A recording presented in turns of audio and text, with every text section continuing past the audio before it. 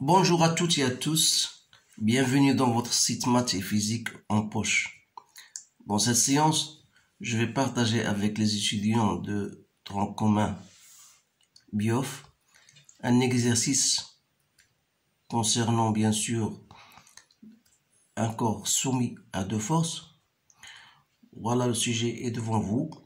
Donc on va étudier bien sûr comment définir la poussée d'Archimède, comment on travaille avec pour déterminer l'intensité dans le cas où un corps est immergé dans un liquide. Donc c'est un exercice très intéressant. Bien sûr, je travaille toujours dans le cadre de vous préparer au contrôle du deuxième semestre. Allons-y. On suspend à l'extrémité d'un ressort à vide, sa longueur était égale à 60 cm, un solide cylindrique de masse M, de volume Vs. Ces dimensions sont la hauteur, voilà la hauteur, et le diamètre de base. Précisez le matériau constituant ce corps cylindrique, justifiez votre réponse. Alors lorsqu'on vous demande cette question-là, c'est-à-dire le matériau, précisez le matériau. Est-ce qu'il s'agit du fer, d'après le tableau? Est-ce qu'il s'agit du fer, du bois, de la glace, de l'aluminium ou du polyester?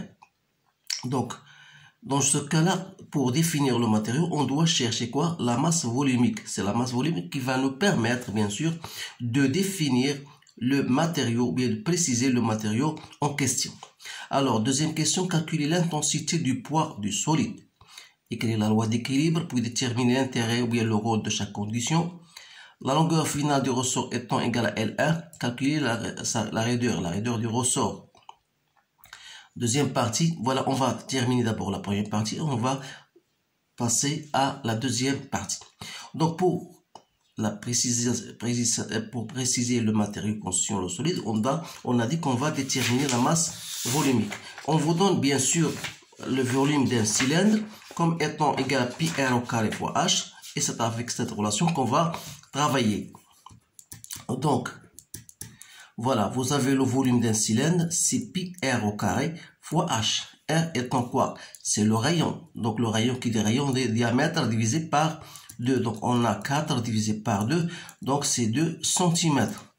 Alors là, il suffit de faire votre calcul. Donc 3,14 que je multiplie par R2, c'est-à-dire voilà 2 cm. 2 cm pour rendre bien sûr ça en mètres. Je peux multiplier par 10 moins 2 au carré fois h, h étant égal à 28 cm, donc ça fait 0,28 mètres.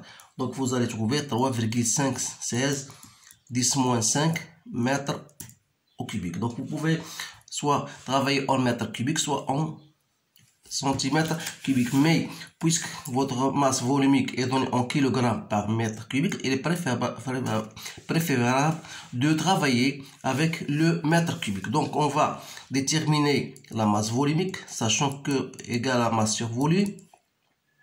La masse, vous avez bien sûr le 300 grammes, donc 300 grammes, vous allez convertir en kilogrammes, divisé par 3,516, 10 moins 5. Donc je trouve 8530 kg par mètre cubique. Donc ça dépasse les 8000. Donc pour nous, notre tableau, voilà, vous remarquez que le fer, sa masse est 8000, donc ça entre dans le cadre du matériau du fer. Donc le matériau en question est en fer. Donc le matériau est le fer. Matériau bien sûr du cylindre. Maintenant, la question de calculer l'intensité du poids du solide. Alors, le poids du solide, vous savez bien sûr, il y a une simple relation que vous avez vue en cours. Sachant que le poids, ça c'est la question 1, 2. Donc le poids du corps, c'est la multiplication M fois G. Donc M c'est 0,3 que vous avez multiplié par G égale, donc c'est 3 newtons. Écrire la loi d'équilibre d'un solide, puis déterminer l'intérêt ou bien le rôle de chaque condition. Maintenant, vous avez ici un corps qui est soumis à deux forces seulement. Voilà, le cylindre est soumis bien sûr à son poids et à la tension du ressort. Donc la loi d'équilibre vous donne, c'est la somme des forces appliquées égale à 0. C'est-à-dire que vous aurez la tension T plus P égale à 0. Donc ça veut dire quoi? L'intérêt de cette relation-là vous dit que T égale à moins P. Et au niveau de l'intensité, T égale à P. Donc ça veut dire que les deux forces en question en même direction, mais de sens opposé. Alors, dans cette condition-là, il vous dit voilà, que la tension et le poids en même intensité. Voilà le rôle de chaque condition. Donc, ce sont des conditions. La condition de l'équilibre, c'est une condition nécessaire pour, bien sûr, déterminer l'intensité, bien sûr, d'une force. Maintenant, on vous dit voilà, la longueur finale du ressort étant égale à L1. Calculez la raideur du ressort. Donc, dans cette question, vous savez bien sûr que delta L, c'est quoi? C'est la longueur finale moins la longueur initiale. D'autre part, vous savez que la tension est proportionnelle à delta L, c'est-à-dire que pour trouver la constante de raideur, il suffit de diviser T par delta L. Donc, comme T, puisque ça, on a dit tout à l'heure que T égale à P, c'est-à-dire T égale à P, c'est-à-dire il y a mg, divisé par delta L. Delta L, on a dit c'est la longueur finale, donc c'est 67,5, moins la longueur initiale étant égale à 60, sans oublier bien sûr de convertir en mètres. Donc, vous avez votre poids, on a dit 3,3, divisé par 7,5, 10 moins 2.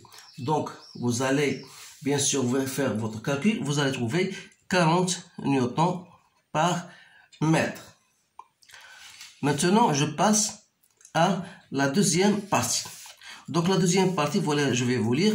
On immerge partiellement le solide S dans l'eau, comme l'indique la figure ci-dessous.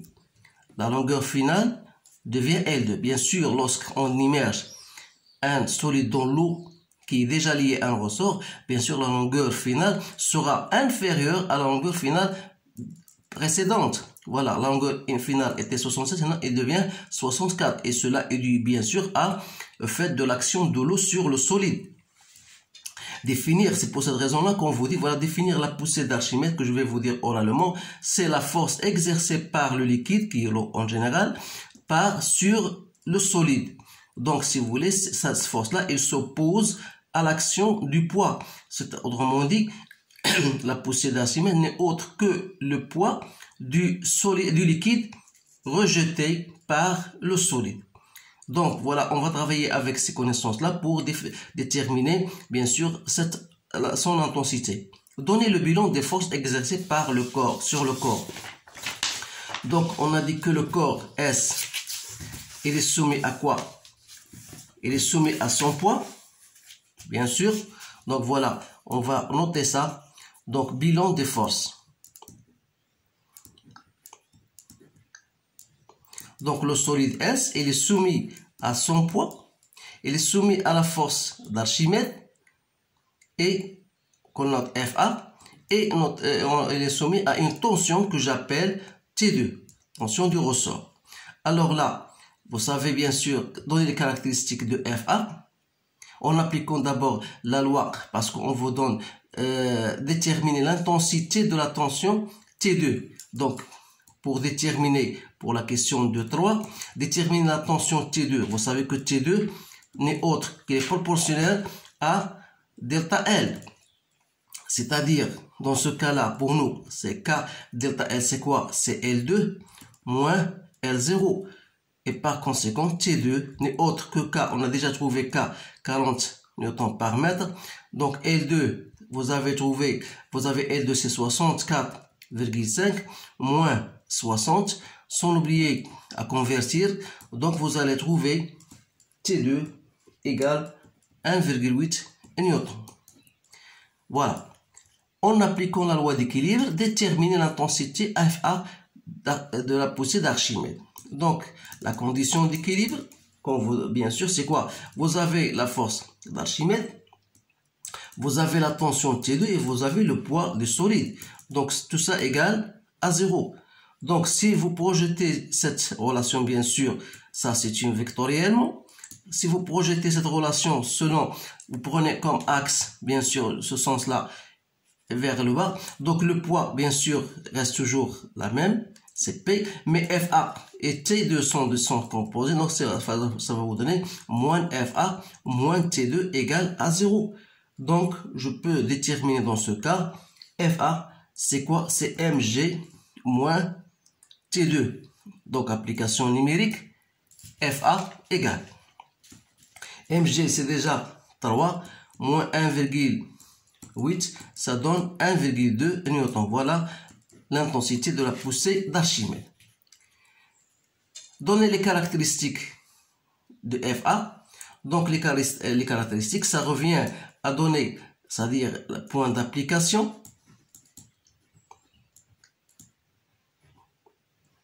Point d'application, direction, sens et intensité.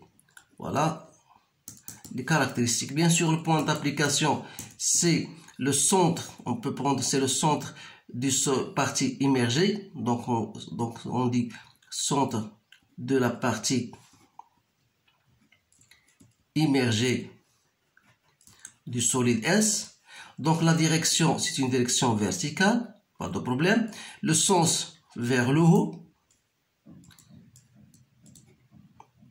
Et l'intensité, vous avez déjà déterminé, c'est on a trouvé 1,2 newton. Maintenant, on vous dit montrer que VI égale à 120. VI, c'est quoi? C'est le volume de la partie immergée. C'est le volume de la partie immergée du solide dans l'eau. Donc, pour trouver le volume VI, bien sûr, toujours à partir de la définition de la poussée d'Archimède. Donc, FA, c'est le poids du liquide rejeté, c'est-à-dire le poids qui dit poids. Donc, c'est ρ V J. Donc, voilà la définition. Donc, on va, ρ, c'est quoi? C'est ρ de l'eau. Donc, de là, je détermine VI. VI n'est autre donc que FA que je divise par ρ de l'eau G, c'est-à-dire 1,2. ρ de l'eau, c'est 1 gramme par centimètre cubique. Donc, 1 gramme, je dois la convertir en kilogrammes, que je dois multiplier par G. Donc, c'est 120 centimètres cubiques. C'est bien ça. Maintenant, calculer de 7. Ça, c'est de 6. Donc, calculer R, VI sur VS. Donc, en pourcentage, bien sûr. Donc, VI sur VS, c'est quoi? Vous avez le volume VI, c'est 120. Et on a trouvé VS, c'est-à-dire, d'après la question numéro 1, on a trouvé VS, c'est 3516, 10-5 mètres cubiques. Donc, pour le convertir en centimètres cubiques, c'est-à-dire 351,68 centimètres cubiques. D'où, en faisant notre application, on va trouver R égale à 0,34, soit disons 34%. Voilà la fraction, bien sûr, ici on utilisait en pourcentage. Donc voilà, vous savez, bien sûr, c'est un exercice assez intéressant que j'ai aimé de partager avec vous, toujours dans le cadre de vous préparer au contrôle qui seront pour vous les semaines prochaines. Alors, je vous souhaite une bonne chance. Je vous remercie de votre attention et je vous dis à bientôt.